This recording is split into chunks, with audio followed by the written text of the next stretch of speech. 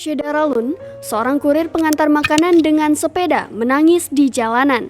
Diketahui, ia sempat dipukuli oleh pengemudi wanita. Dilansir dari kompas.com, hal ini lantaran kurir itu tidak sengaja menyerempet dan membuat lecet mobil wanita itu.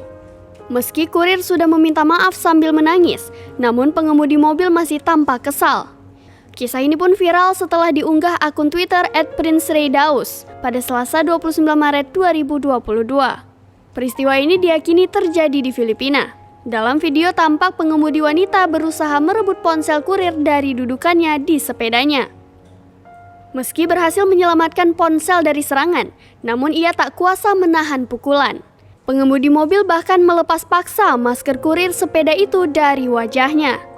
Dari situ terlihat kurir sangat gemetar, menyeka mata dengan lengan bajunya, menundukkan kepala dan memegangi dadanya untuk menahan isak tangis.